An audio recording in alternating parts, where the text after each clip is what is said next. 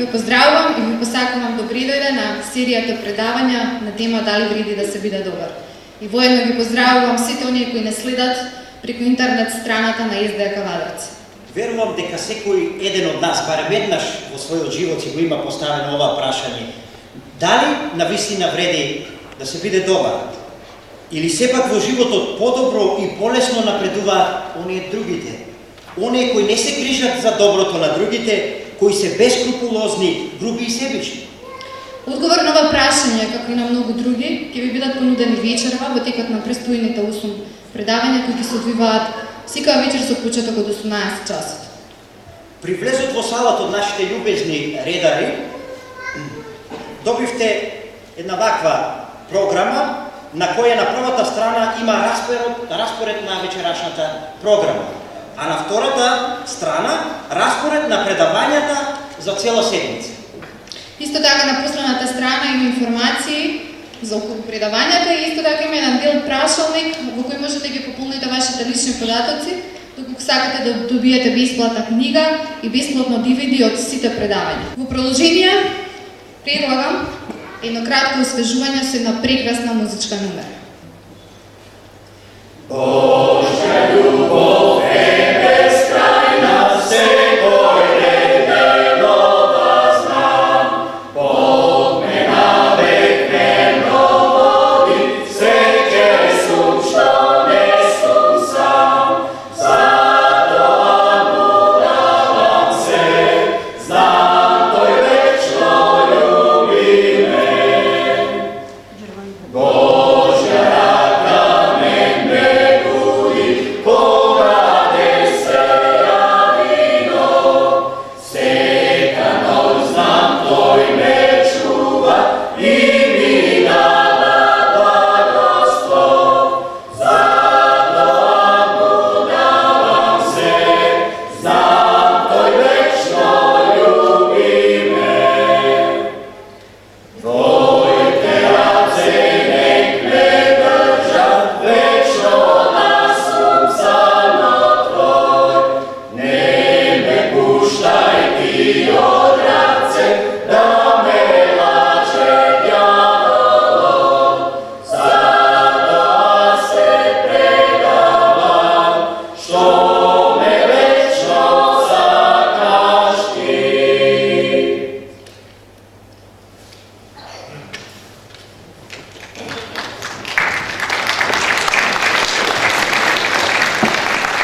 Изминатите денови во Кавадарци беше спроведена и анкета на интернет. Беа офатени лица од различни возрасти, а целта беше да се испита јавното мислење во однос на оваа тема. Дали вреди да се биде добар? Резултатите од испитувањето покажуваат дека 77% од испитаниците се изјасниле дека вреди да се биде добар, додека останатите 23% се изјасниле дека во денешни услови на живење не вреди да се биде добар.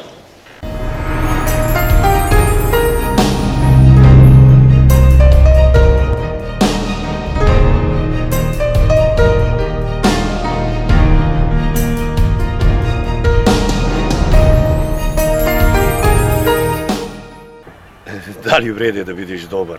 Вака едно прашање многу тешко за ова време. Јас еден сум веројатно од малкуте што мислам, тврдам и дека треба човек да биде. Не само дали треба да биде добар, него апсолутно мора да биде добар, за да бидеме подобри сите, да ни биде подобро, да живееме подобро, да се осеќаме како луѓе, да имаме малку срце, да имаме душа, да имаме и малку да се приближиме и до Бога. Вреде, да. Дали вреди да се биде добар? Не вреде, другите страдаат. И вреде да се биде добар, али зависи за кој. Не. Ако не си добар, то ви не треба и да живееш. Вреде, затоа што доброта е најдоброто кај човекот. Се што го треба да доброто треба. Зашто го бива? Вреди да се биде добар.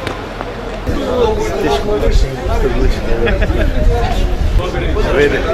Вреде зашто? Епа зашто? Треба да бидеш добар, зашто? Тешко прашање. Не знам дали вреди да се биде добар. По некој пат може би вреди, по некој пат не.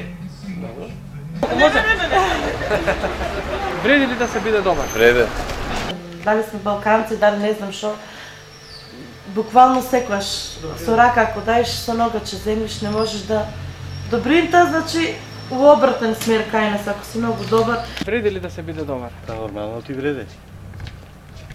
Па вреди да се биде добар работа. Зашто? Зошто? Да. Тоа што се направат добри дела е убава работа. Често тоа се злоупотребува. Едно прашање, дали е лошо да се биде лош? Лошо, не е убаво да бидеш. Не е убаво да бидеш лош. А вреди ли да се биде добар? Вреди, многу вреди. Благородно е чувството да се биде добар. Благородно е. Ваше мислење? Не. Вреди ли да се биде добар? Како не вреде? Зошто? Добро парно. Нема мислење.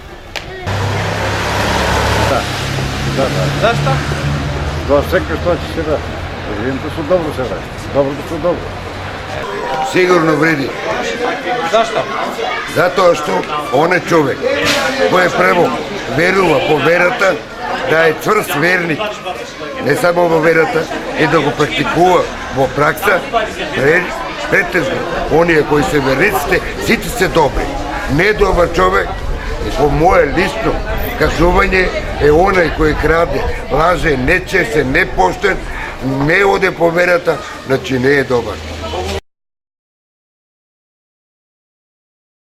Добро вечер, драги мои кавадарчани. Сакам сите вас толку и срдечно да ве поздравам. И драго ми е да оваа вечер и вечерите што се пред нас, да бидам заедно со вас тука, во Кавадарци, во овој топол град, во ова топло место, меѓу овие топли луѓе. А дека овој град и овие луѓе се топли и гостопримливи, има повеќе факти за тоа што сведочат. Уште кога ќе влезете низ Кавадарци, ве пречекува една голема реклама која што гласи како: добро ни дојдовте во Кавадарци, нели така? Еден топол, пријателски, братски поздрав, кој што навистина човек кој ќе прочита и ќе влезе, тоа го приметува и во разговорот со луѓето. И мене ми е драго што можеме еве заедно со вас овие вечери да бидеме заедно, да ова серија на библиски предавања што носи наслов "Вреди ли да се биде добар", да заедно за неа да размислиме. Имавме прилика да слушнеме една многу убава песна, имавме прилика да ги слушнеме нашите сограѓани како одговарат на ова прашање, а еве и вечерва преку ова прво од 8 предавања што ќе ги имаме, ќе се потрудиме да дадеме одговор на ова прашање. На самиот почеток да кажам дека ова серија на библиски предавања што ќе имаме, всушност еден серијски филм во 8 продолженија. И вие знаете, кога се има еден серијски филм во неколку продолженија, добро е да се прати од почеток до крај, за да работата ни биде целосно јасна. И добро направивте што одвоивте време, од вашето драгоцено време, да бидете ова вечер тука на ова место. И еве како што е најавено, ние вечерва ќе се потрудиме од библиска гледна точка да одговориме на првото прашање во ова низа од 8, кое што носи наслов како: од каде злото и неговото потекло? Кога станува збор за доброто, веднаш во главите на луѓето што се врти? Кој поим уште? И злото. Добро и зло. Се соочуваме со него секој ден во нашиот живот. Па може би некојаш во вашиот живот сте се поставиле прашање: од каде е тоа? Зошто мора да има зло, страдење, неволи?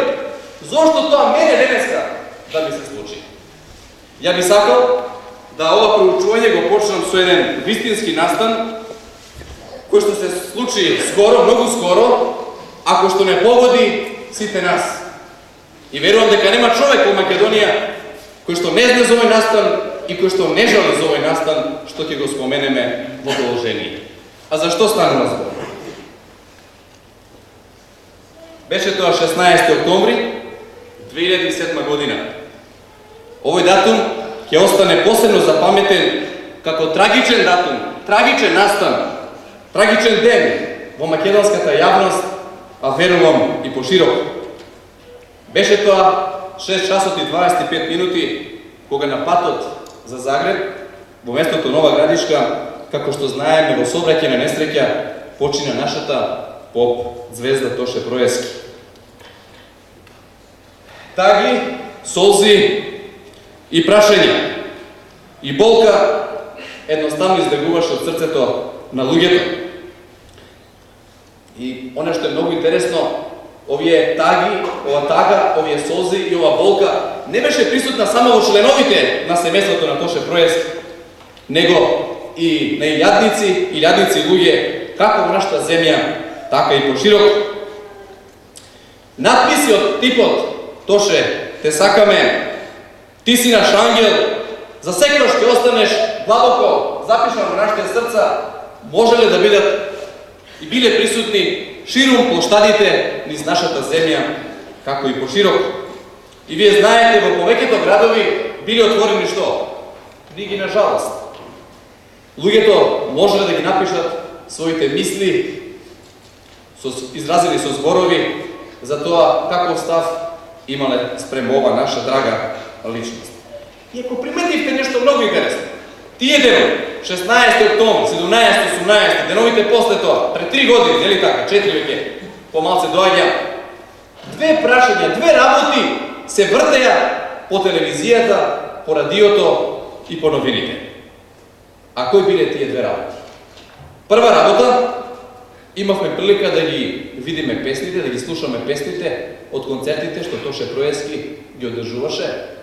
Меѓутоа, една втора работа, која што беше присутна во разговорот меѓу луѓето, беше следната.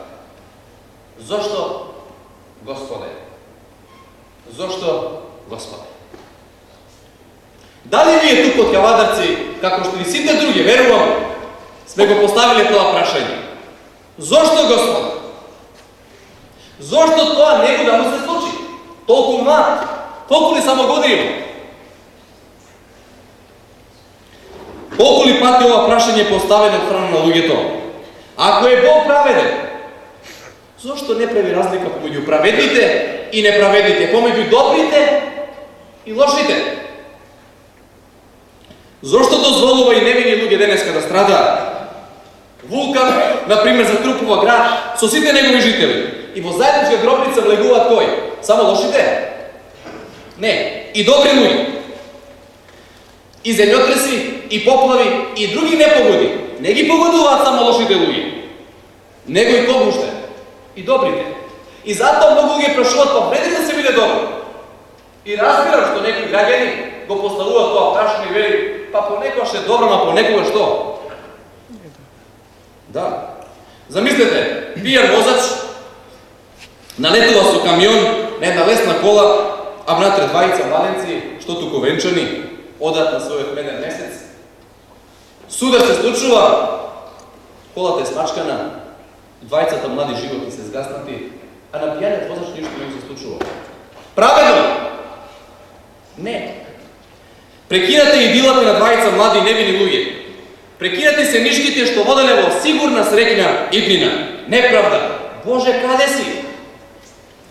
Јадосана мајка, од чии што прегратки смртта грубо и насилно и го тргала на нејзиното невино мало бебе, или пак раѓа бебе, кој што е заболено од рак или леукемија. Тогаш длабоко во своето срце го поставува прашањето: Господе, зошто дозволи ова мене да ми се случи? Из безброј такви невини, гладни, бедни, болни, обесправени, јадосани, заспиваат без надеж во едно подобро утре. Легнуваат во мрак и со мрак во срцата своји, поставувајќи прашања: зошто и до кога тоа ќе се случи?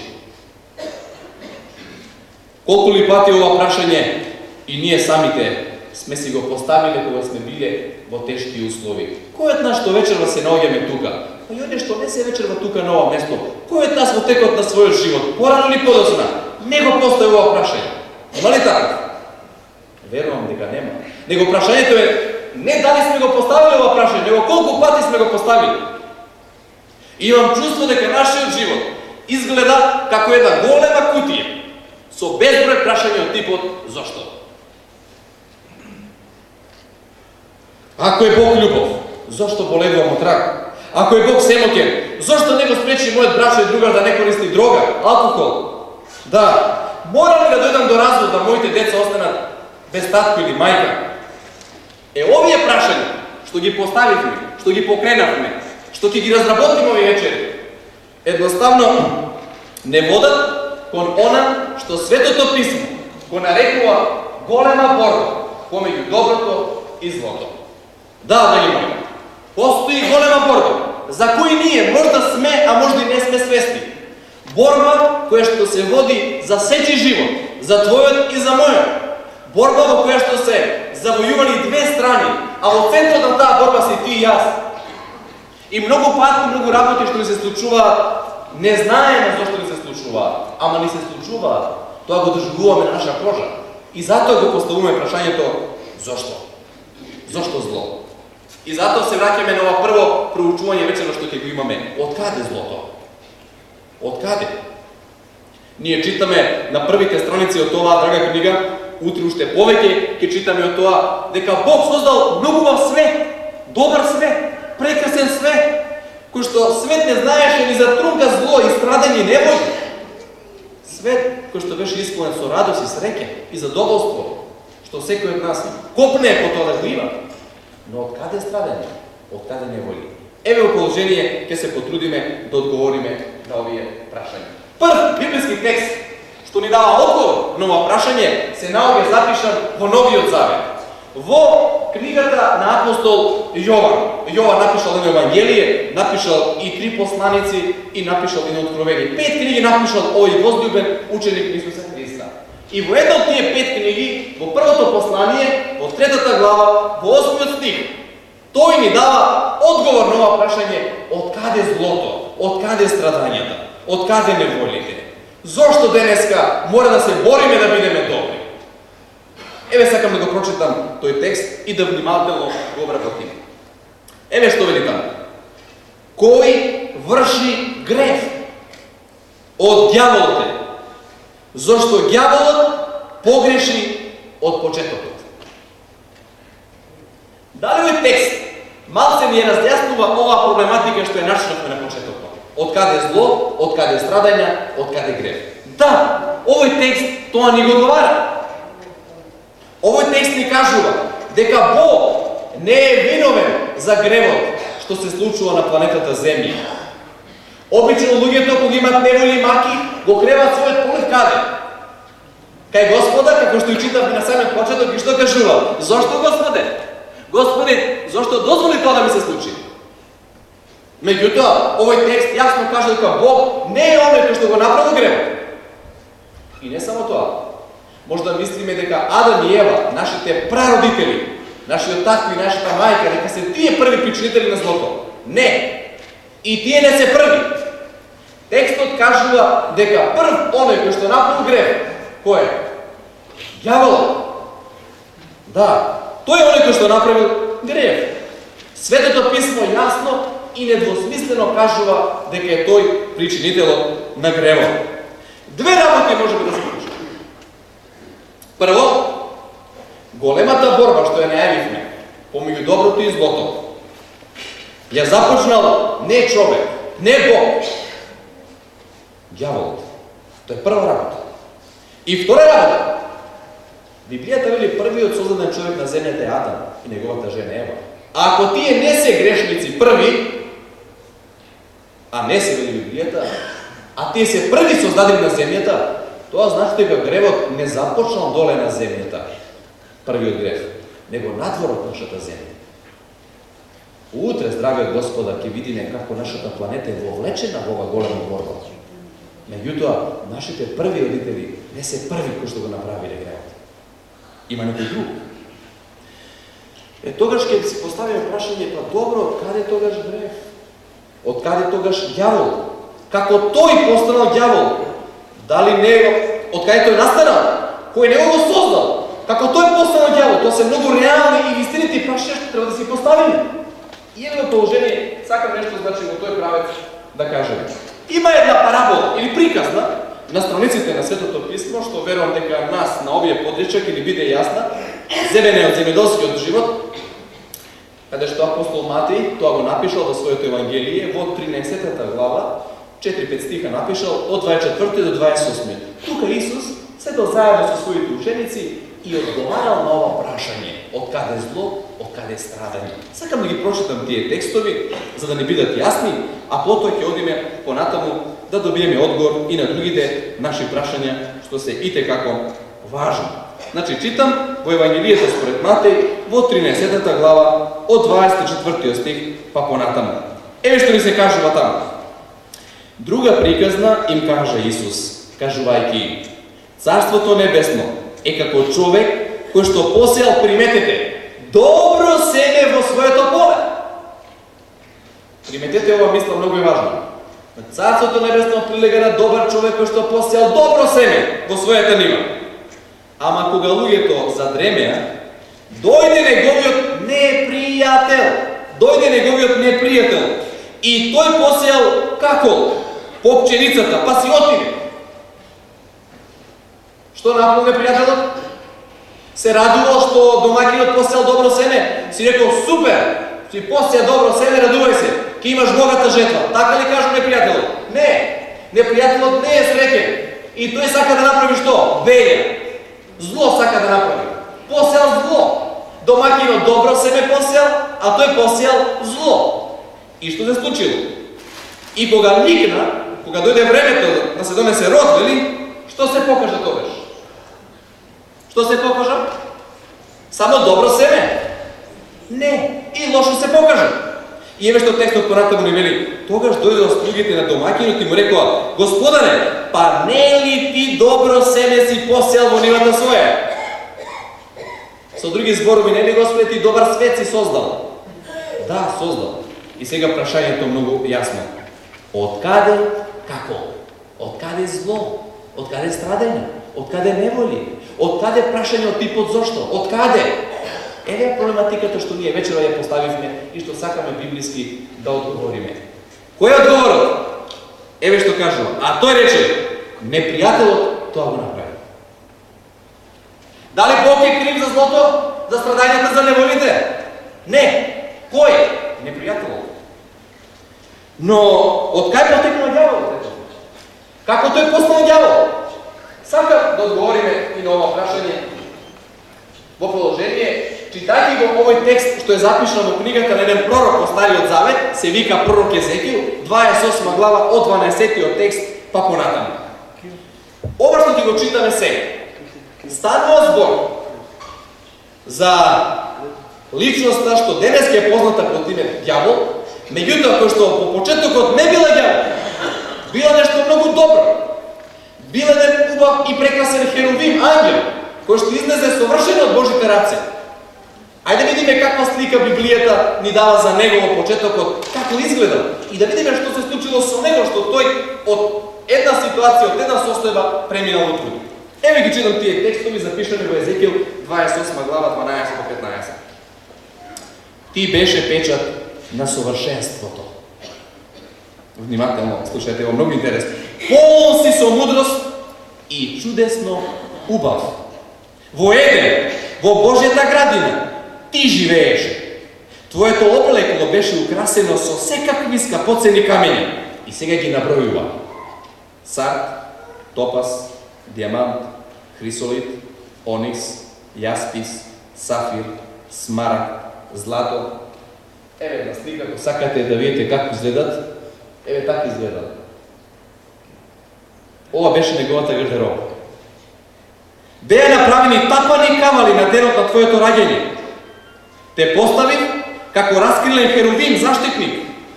Беше на светата Божја гора. Одеше среде огнено камењи. Совршен беше на патиштата твои од денот на своето создавање, додека не ти се зачна беззаконие во срцето твое. Еве го извешта за тоа каков бил ова небеско суштество пред да биде тоа што нам денеска многу ни е познат кој е. И затоа би сакал овие 3-4 стиха што ги прочитавме од поблиску да ги анализираме. Прво, неколку работи. Бог создал ангел, не ѓавол. Бог создал ангел. Вели извештајот, совршен беше, нели така?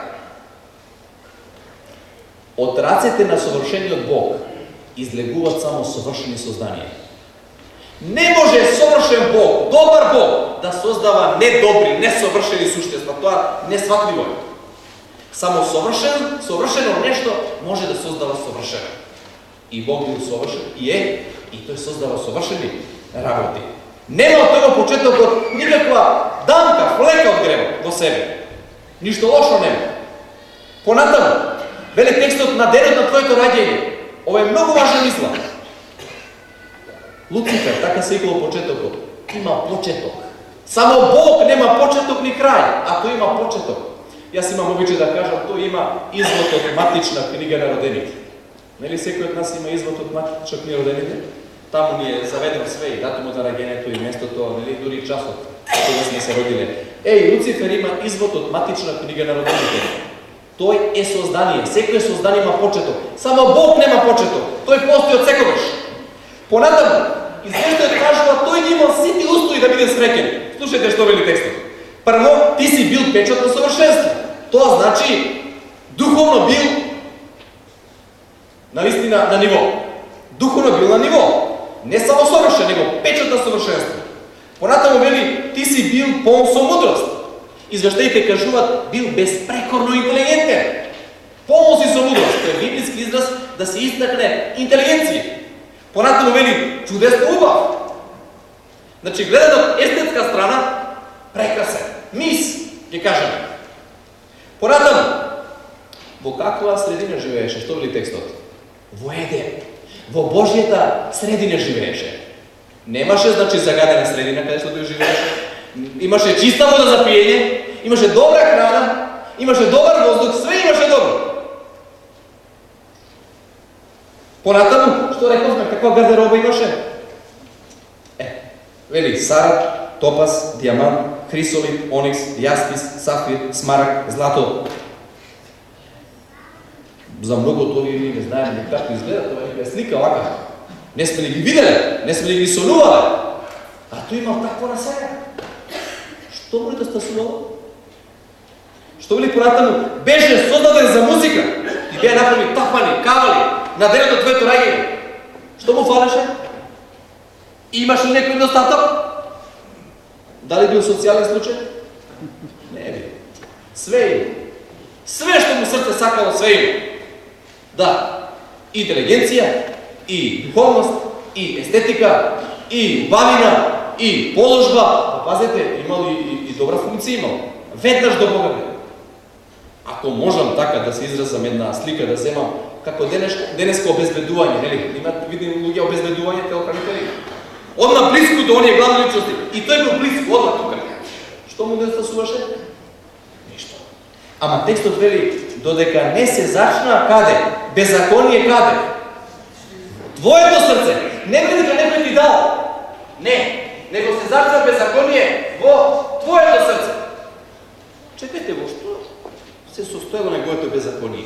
Што тој направил, што од такво едно прекрасно суштество, па името Луцифер, значи носаш на светлина. Носаш на светлина, значи каде што одел носа светлина, многу убаво име. Дјаволот е лошо име, тоа значи отпадник, значи лошо, многу лошо. А Луцифер, значи оне што носи светлост. Тоа е латински зборови Луцифер, значи светлоносец. Ама што постана?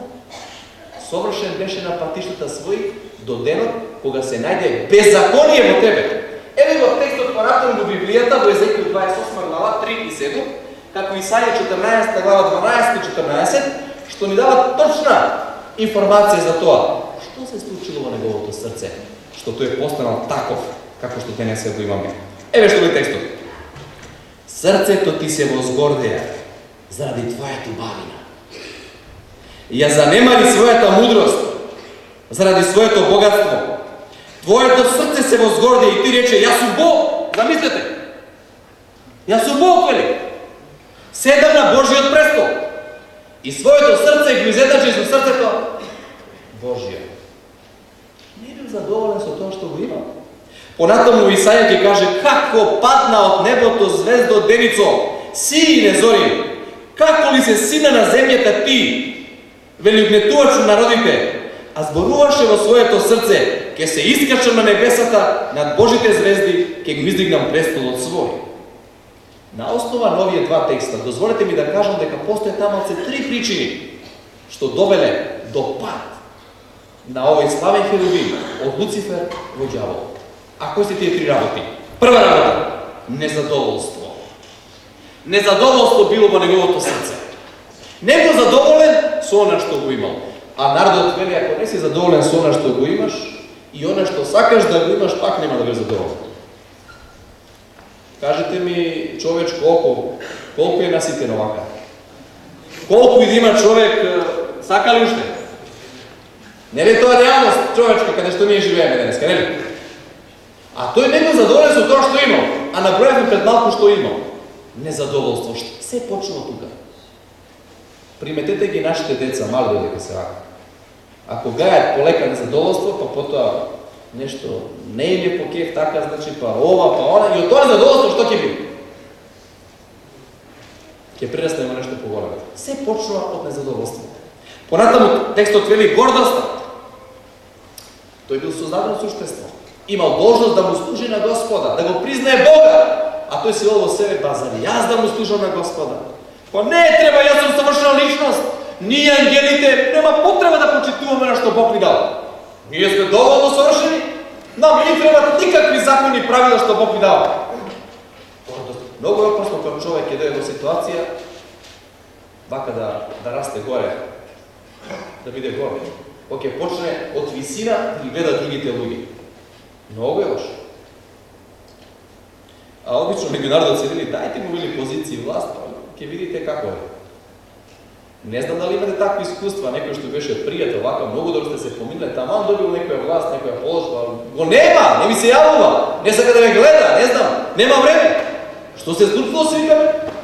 Што е тоа во власта кај луѓето што ги расипува? Прашање за размислување. И трета работа, завист. Завист, многу опасна. Незадоволство, гордост и завист. Многу опасно. Почнал да завидува. Почна да го мерка Божиот престол. Сакал тоа да го добие. И во срцето на неговиот живот се случила што? Промена. Дозволете ми пример што сакам да го изнесам во положение, ќе ни помогне да разбереме како дошло до пат во личноста на овој небесен херувим. Пред многу години еден прочен уметник ја насликал тајната вечера. Или позната ни е таа слика која Исус заедно со своите ученици седи четврток навечер, тоа ни вели библискиот извештај, седел заедно со нив и имал таа своја тајна вечера во горната соба.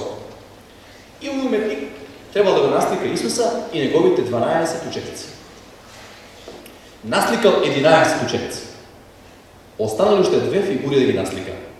Да го наслика ликот на Исуса Христа и да го наслика ликот на Јуда.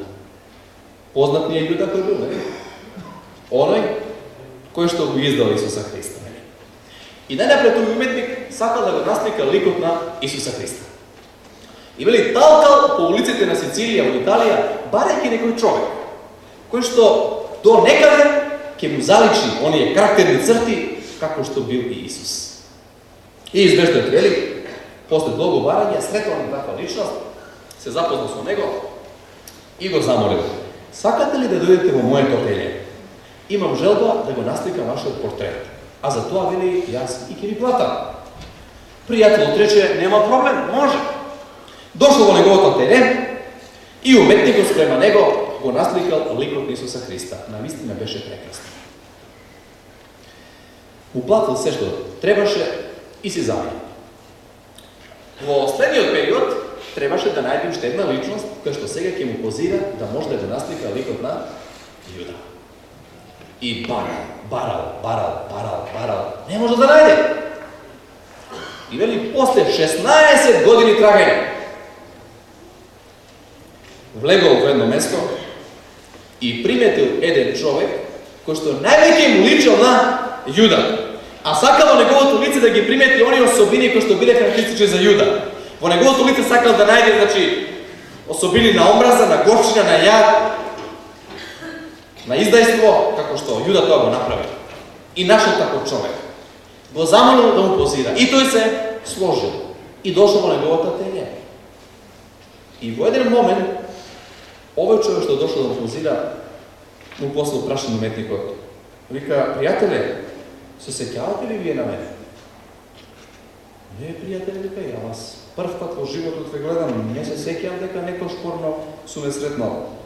Ќе ви кажам, јас сум оној истиот човек што ви позира за Исуса Христа пред 16 години.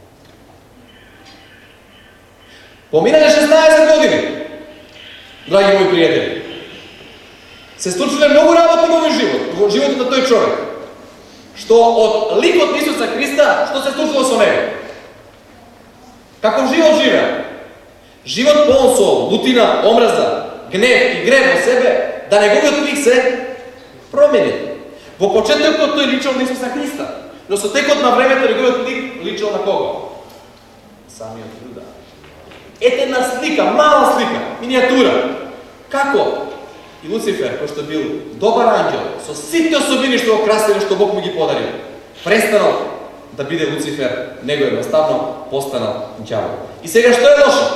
Таа своја побуна, што е имал према Бога, не е задржувал себе.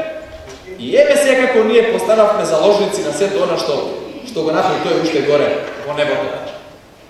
Почнал да ја шири меѓу небесните жители, што Библијата ги нарекува ангели. И извештаите велат, сакам да го прочитам тој текст, во Откривение, 12 глава, 7 до 9, настана војна на небото. Михајло со своите ангели завојува против змевот и змевот и неговите ангели завојуваа, но не устоија и не им се најде веќе место на небото. И беше исфрлен големиот змев, старата змија наречена ѓавол и сатана, кој го заведе целиот свет, беше исфрлен на земјата и неговите ангели беа исфрлени со него. Дозволете ми само малце тука нешто да кажам, па да се навратиме на ова наша земја за нас, затоа што сето што го кажав има многу голема врска со нас и со злото и со прашањето вреди ли да се биде добар. Тоа не задоволство што го има, не го задржал за себе, него отишол да го шири меѓу другите. И го ширил. Ги задојувал така сите други небесни суштества, наречени ангели. А како Бог гледал на сето тоа дека тој тоа го работа? Сакал да му помогне. Седел со него, разговарал со него. Му кажувал докаде тој пат што го избрал ќе го одведе.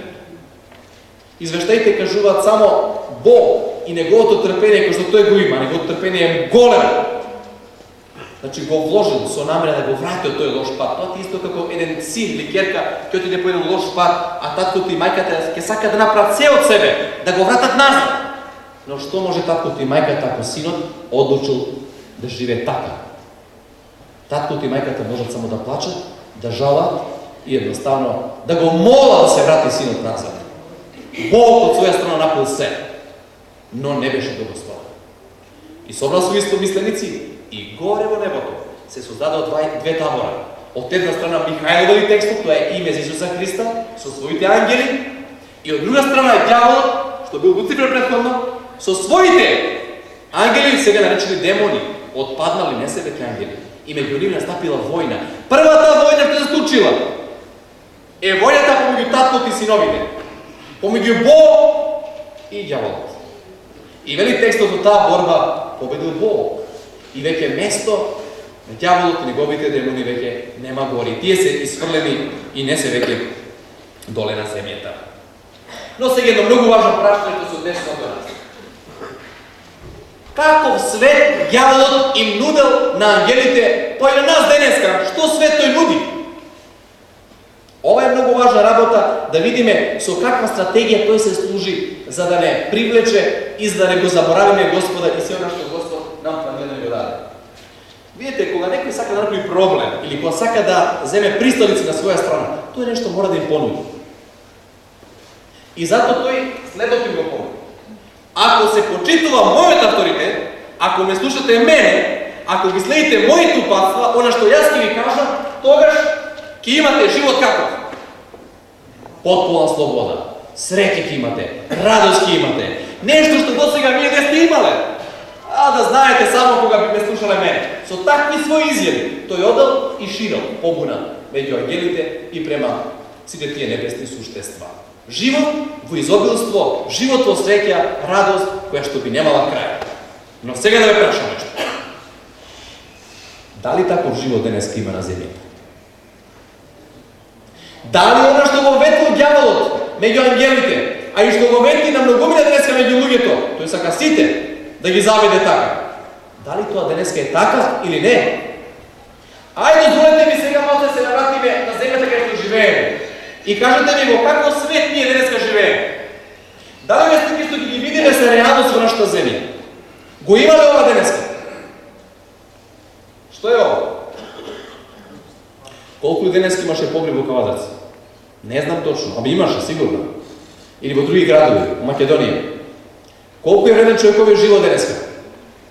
Некој кажал човековиот живот е живот помеѓу две болници. Во една се раѓаме, во другата умираме. Се почнува и се завршува каде? Во болница. А и во текот на нашиот живот подвреме навреме ќе одиме во болница. Така да болницата ние запишеме како мора да ја поминеме. Радост еден родител кога ќе слушне глас во првата болница дека му се родило син или ќерка, нели така? И јас пред 6 месеци имав радост на вест, ми се роди ќерка и убаво е чувство кога ќе слушнете имате син или ќерка. Да, болницата во почетокот дава добри, радости вести. Меѓутоа замислете тоа дете што се родило, кога ќе порасне и кога тој ќе го однесе својот татко и својата мајка во болница заради тоа што е болен, и кога ќе слушне друг глас од докторот ќе му каже: жалам, се направивме од наша страна, ама не успеавме да го задржиме во живот. И болницата што ни носи? Само еден момент радост, кога ќе ни се роди некој, нели? А обично што ни носи? Жалост. Да, болница, гроб. Тоа е нашето секојдневие. Колку ли мајки заплачени денеска ги има во нашиот свет? Колку и луѓе денеска облечени во црно? Да. А ова слика? Порано земавме пример од Африка, нели така? Па не мора сега во Африка да одиме да земеме такви слики. Меѓу нас има тука, во нашата земја, во нашиот град. Многу луѓе што живеат во такви услови. Да. И ова денеска го има. Некој напишал минут до 12. Минут до 12. А овој ковчег? И колку да е убав, подалек од него. Подалек од него. Ама тој тропа, на сечија врата. Еве, ова е светот кој што го добивме. А што ветил ѓаволот? Радост, среќа, благослов, мир. Сако, а само ако мене ме слушате. Денеска земјата не е омилено место за живење. Само ако се свртиме околу нас, што ќе приметиме? Анархија, беззаконие, зло, болестите царуваат и се што тие носат со себе. Еве само неколку статистики ќе ви кажам, да видиме во каквите услови ние живееме. Еден писал ќе каже во последните 3400 години, тоа се 34 века, голем период, мир на земјата имало само 268 години. Ни 10%. Ни 10% немало мир. Повеќе од 90% само војни. Слушате список на војни само во 20 век. Прва светска војна, Втора светска војна, Корејска, Виетнамска војна, Иранско-ирачка, Арапско-израелска, војните во Хрватска, Босна, Косово, Афганистан, Чеченија, Северна и Јужна Ирска, по цела Африка, од Руанда до Сомалија, од Судан до Конго и листата продолжува понатаму. Во каков свет ние живееме денеска? А ѓаволот рече многу убави услови ќе ви даде да живеете. Понатаму се смета дека само во 20 век во војните изумреле повеќе од 180 милиони луѓе. Еве го светот кај што ние живееме. Понатаму статистиките кажуваат дека 2/3 од целокупното човештво живеат во мошне, сиромашни земји. 4 од 5 бебиња денеска се раѓаат во места каде што има сиромаштија. Еден друг податок кажува денеска во светот годишно умираат околу 7 милиони луѓе само од глад, а некој израчнал и дошол до информација дека тоа се 156.000 луѓе дневно. Па чекайте, тоа се 156.000 погреби денеска. И само од глад, а од други болести, од други страдања, од други неволи. Можам да кажам слободно, нашата земја наликува на еден голем океан, кој што е преполен со крв, со солзи, со страдини, со маки. Тоа е светот кај што ние живееме. Да не спомнам и други податоци тука што ги имам, земјотресите, катастрофите. Него е нешто друго да кажам. Ајде само да кажем нешто за 2011 година. Која година ние живееме? 2000 која? 11. Пред колку денови ја почнавме 2011 година? Не полни 2 месеца, нели така? Еве, денеска сме 19 февруари. Точно 50 на дена, нели 31 ден јануари и еве 19 февруари, колку ние живееме од 2011 година? 50 на дена. Дозволете ми една кратка анализа за овие 50 на дена, што се случило на планетата Земја. Прва работа, за малце фалеше, влакно фалеше, да дојде до војна помеѓу Јужна и Северна Кореја. Се случило тоа на почетокот на годината? Што се случило меѓу нив? Престрелки се случило? Во кој континент тие се наоѓаат? Азија, нели така? Малце фалеше тука да има војна. И знаете, кога меѓу нив има војна, еве и големите сили, и што би се случило? За малце фалеше. А така е започнавме 2011 година. Понатаму, одиме на друг континент. Австралија. Дали беше во фокусот на вестите деновите што изминаа? И се уште е. Што се случува во Австралија? Чекайте бе, тоа беше рај на земјата. Кој не би сакал таму да оди да живее? И што слушавме? Поплави. До која висина достигнале? Скоро 8-9 метри. Па некој циклон таму пошел, еден од најбрзите и најопасните во последните години. Австралија, земја со ништата. Значи не била само Азија зафатена со војна, еве Австралија со поплави. Понатаму, овие денови и деновите пред нас приметуваме како Африка се буди. Во која смисла? Што се случило во Тунис? И што се случило таму се уште? Што се случило во Египет? Во Либија што се случило? Значи Австралија, значи Азија и Африка. А чекайте, во Америка? Па вика студ таму од друга страна. Чикаго спомнувате други, минус 40, минус 50 степени. Колку таму? Метар таму, пола метрова снег. Авионски сообраќај е закочен. А за Европа? Треба ли да кажеме нешто? Па чекайте, има ли безбедно место за живење? Ајде, во Европа нема да живееме, ќе одиме во Австралија. Па што ќе не стане таму? Ама и во Азија ќе бегаме, уште подобро таму ќе се живее. Ама ајде во Африка ќе одиме, таму ќе живееме. Ајде во Америка ќе одиме, па кај да одиме? Има ли сигурно место за живење? Нема. Нема сигурно место за живење на оваа земја. Нема. Да, отворени се границите сега. Не ни требат визи сега, нели? Можеме да заминеме. Да.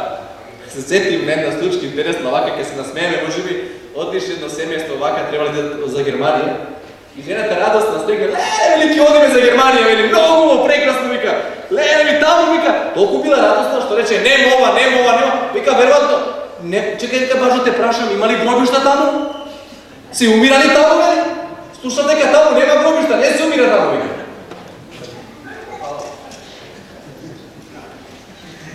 И може да предпоставиме како бил коментарот на мажот. Ама решила да оти замина, ама се врати пак. Приметики таму има гробишта. Да, ова е светот каде што ние живееме. А ѓаволот што рече? Ќе ви дадам подобри услови за живење. Сега слушајте ме. Дали сега можеме полека да насетиме кој стои за сите овие работи случаи? Кој? Еден текст во Библијата вели во последната книга: веселете се вие кои што живеете горе. Ама вика тешко на вас кои што живеете доле на земјата, зашто ѓаволот слезе при вас. И едноставно тој знае дека има малку време. Крајот му е одброен и не сака ти да бидеш добар. Тој не е среќен кога ти се радуваш, кога тебе ти случуваат добри работи во животот, кога имаш среќа и задоволство. Тој не седи мирен, сака ти направи пакост, проблем ти направи, да и ти бидеш жалосен, несреќен, да имаш грижи, макар имаш. Но бори се, вреди да се биде добар. Ќе видиме, овие 8 вечери ќе ни помогне да сватиме дека вреди да се биде добар, само ако се држиме за она што Господ има да ни каже. Имам тука нешто да кажам пред да одиме пред самиот крај. Ако ѓаволот е иницијатор на сите овие зла што се случуваат и тој ги инспирира луѓето да ги прават злите работи, а што видовме дека тоа е така, зошто ние денеска, место да кремаме глава гори да кажеме Господе, зошто не прашуваме, зошто не огледаме ѓаволот и му кажуваме зошто ти ми донесе ова? Зошто првенствено го кривиме Бога, а не го кривиме ѓаволот? Зошто? Ако е тој причинителот, ако тој тоа го прави, ако тој тоа едноставно го нуди и се радува за тие работи, зошто не кажуваме, зошто на Господа дигаме прст и му се лутиме него? Не, Господ сака да не помогне. Библијата за него кажува дека тој е наш татко, тој не сака, тој е милостив, добар. Два текста сакам да прочитам понатаму, значи кои што ни кажува каков карактер има нашиот Господ. Еден е запишан во Еремија, 29 глава 11 стих, вели вака: Јас, Господ, ги знам мислите што ги имам за вас, мисли добри, а не лоши, да ви дадам крај како што посакувате. А друг текст, Еремија 37.3, вели: Одавна ми се јавуваше Господ, те љубам со љубов вечна и затоа ти покажувам милост. Ете, тој е нашиот Бог. Така е представен нашиот Бог. Ѓаволот во Библијата е представен како човекоубиец, крвник, човечки, оној кој што од почетокот напол грев. Таков е тој представен. Меѓутоа во Библијата Бог е представен како татко, милостив, добар, сочувствителен, оној кој што ни мисли добро, кој што сака да ни даде добро. Одам ми се јавуваше, постојано не љуби, постојано со нас. Таква слика за Господа Бог ни дава. Да. И ајде да видиме само нешто многу важно. Каков живот имало на земјата и во целата вселена пред да се појавил ѓаволот? Ме интересира? Мене многу ме интересираше. Чекај викам да гледам каков свет се живее пред да дојде злото на земјата. Кога беше се добро. Ајде да видиме неколку слики тука што ги ставив. Би сакам да поминем низ нив пред да го изнесам последното нешто што би сакал со вас да го поделам. Ево една уметничка представа за она каков бил животот на земјата. Еве еден навод имам тука што би сакал да го прочитам од еден духовен писател, вели вака: Кога земјата излега од рацете на својот Творец, била совршено убава. Нејзината површина беше украсена со гори, со речиња и со рамнини, меѓу кои жубореле прекрасни реки и се простирале прекрасни езера. Немало одвратни мочуришта и неплодни пустини. Кади да се запрел погледот, прекрасни грмушки и милно цвеќе го пречекувало со поздрав. Височинките мали биле покрили со шумички, чијешто стебло било многу повеличенствено од кој и да е вид дрво кој воопшто постоело денеска. Воздухот бил чист и здрав и во него немало ниту траги од заразни спарувања. Севкупната слика на земјата надминувала по своји убавина секој и најубаво уреден парк. Зошто ми е пријатно кога се наоѓаме во парк? Поготово пролетно време, април, мај месец, кога се расцутува прекрасно, не ни се оди дома. Би сакале тука да живееме. Но тоа не е ништо према на што Господ го создава. Еве таква слика ни се дава тука. Да. И вели, војските ангели со осет ја посматрувале во гледка и му се радувале на прекрасното Божје дело. Ете така бил условите на земјата. Еве некои слики вака чисто да видиме какви услови на земјата. Немаше смрт, немаше болести, немаше страдање, немаше грижи, немаше ѓавол, немаше ништо што е зло, само добро. Тоа не може и да сонуваме ние, затоа што сме навикнали на зло. Многу убава слика. Прекрасна слика. Секој цвет си имал свој мирис. И парфемите што се прават денеска, инспирација едноставно се добиваат од самите цветиња. Како ли тоа ќе биде кога Господ повторно ќе воспостави такви услови за живот? А ќе воспостави, ќе проследиме низ оваа серија библиски предавања што Господ ќе направи за својот народ. Ова слика многу ви е позната, не треба коментар за оваа слика, нели? За кавадарчани па грозје да покажеме, нели така? Прекрасна слика. Да, многу ова слика. Како ли грозје, како ли сорти тогаш имаше, кога денес има такви убави и каде што постои грев, нели така, а како ли беше тогаш кога немаше ни трунка, зло, ни грев, ни тие работи. Еве уште една слика и уште нешто. Еве еден уметнички приказ како изгледале Адам и Ева. Една слика. Убави ли се? Ма прекрасни се. Вистински мис, нели така? Не ве прашувам кој е поубав, нели? И двајцата си убави. Лепота ни прави, нели? Така. Кој е ова слика? Приметувате жалост тука ова слика? Приметувате тага, нервоза, грижи, проблеми, приметувате нешто такво? Нема магла, нема дожд, трева, прекрасно. Човек такви работи гледи не сака. Никој што такви работи да побегне. И животи ми тука, и храна си има тука, и срекно семејство, и Исус тука заедно. Такви услови Бог припрема и ги има на крајот кога наскоро нашиот Господ ќе дојде. Да, така беше животот на планетата Земја. Ова беше многу интересно, ќе збориме за него утре. Дрво на животот. Кога се јавил овој плод, се продолжувал животот. Бог оставил овој плод во Едемската градина и утре за тоа многу ќе зборуваме, значи, о проучувањето. Да, ете така бил животот пред да настапи што? Пред да настапи гревот. Меѓутоа гревот настапил. И сега што?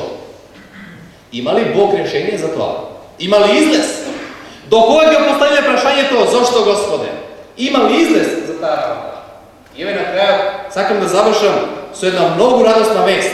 Вест која што треба сите нас да не храбри, да ни даде надеж и да се бориме да бидеме добри, затоа што вреди да се биде добар. А што е тоа? Почнавме со овој текст во Библијата, ќе завршиме со овој текст. Во 1 Јованова 3:8 почнавме со зборовите дека ѓаволот тој што направил грев од почетокот. Тоа е првиот дел стихот.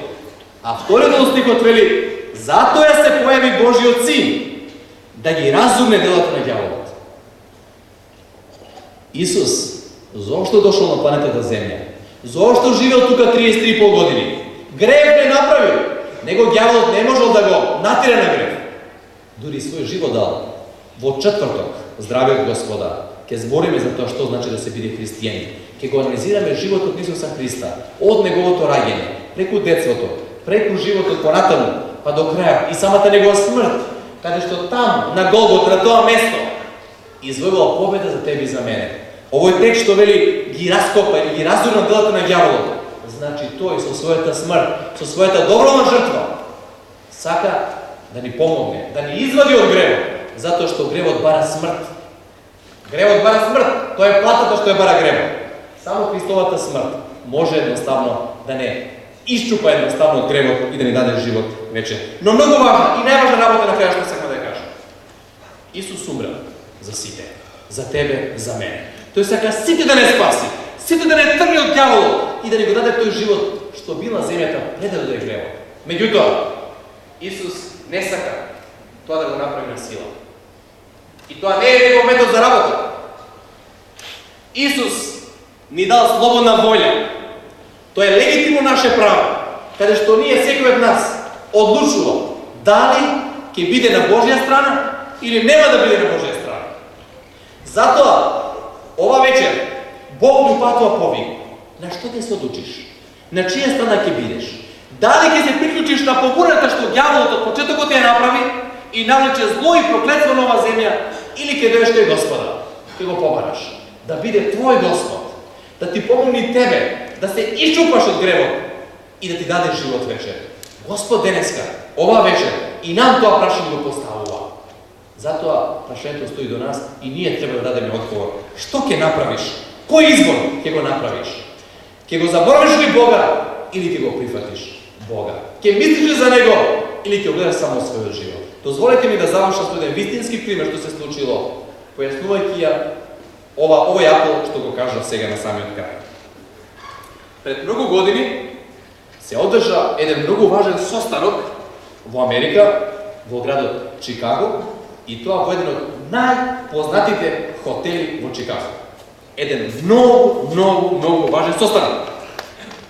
На тој состанок биле присутни 8 најуспешни и најбогати луѓе во светот. Не само од Америка, од целиот свет. 8 најпознати, најбогати, најуспешни луѓе. Да ви ги набројам без. Тука бил прво присутен председателот на најголемата независна компанија за производство на черепи. Богат човек. Нема збор. Понатаму, број 2. Председателот на најголемата компанија за производство на стока за широка потрошувачка. Најбогатиот во светот. 3.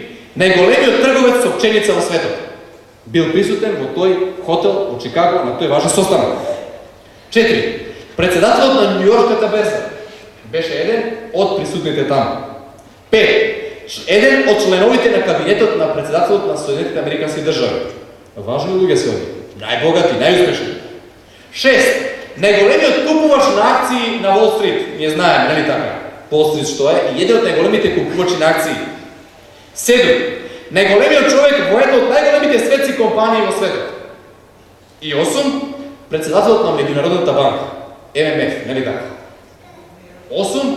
Најбогати, најуспешни луѓе во светот. Се состанале во Чикаго по најпознатиот хотел. И можеме ли сега да замислиме, да ги замислиме овие 8 успешни луѓе како седат околу свечено поставената маса, претходно замислиме 8 најубави коли како стигнуваат до тој хотел. Не 8, 16 коли, една кола напред обезбедување. Најубави коли, мерцедеси, блиндирани вака, најубави одела, скапоцени, онака се најобезбедување по четворица од секоја страна. Не знам, па полиција, па обезбедување големо. Па седат тука во еден кристална маса со најубав сервис тука, со најубаво мени тука пред нив, со најдобрите келнери што постоеле тука во тој хотел. Почекај да ја прашам, може ли да се замисли подобар живот од овој живот што го имат овие луѓе? Тоа ќе кажеме ние. Све нај. Од убаво по убаво. Има ли нешто подобро? Може да се замисли подобар живот од овој? Што го имат овие луѓе? Слушајте ме добро. Може. Има подобар живот од тој. Има. Дозволете да ви кажам.